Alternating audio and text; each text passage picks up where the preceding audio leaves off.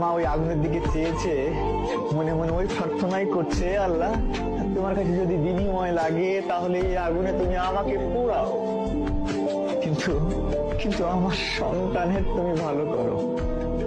আমার সন্তান যেন খুশি থাকে, ভালো থাকে, যে কাজে তারা আছে সেই কাজের জন্য তারা যেন সফলতা পায়।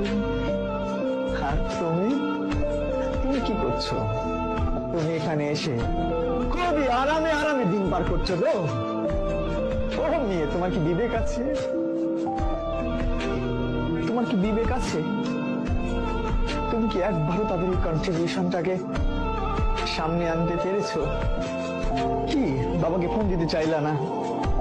বাবার হার্ট অ্যাটাক করবে, ওই অনুভূতি তো আছে যে তোমার নিউজ, খারাপ নিউজ পেলে বাবা হার্ট অ্যাটাক করতে পারে।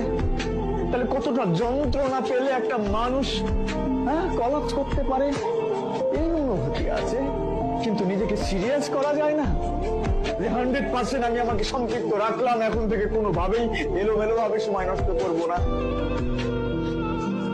আমি নিজে বিশ্বাস করি, খুব করে বিশ্বাস করি, এখানে সবচেয়ে ভালো শিক্ষক দিলেও সব পেপার গুলো একদম হুবহু করছি, এখান থেকে হবে কোশ্চিন গুলো, এই ব্যাপারগুলো ইনশিওর করলেও চোখ বন্ধ করে দেখো বুড়ি, তোমার মা ওই আগুনের দিকে চেয়েছে, মনে মনে ওই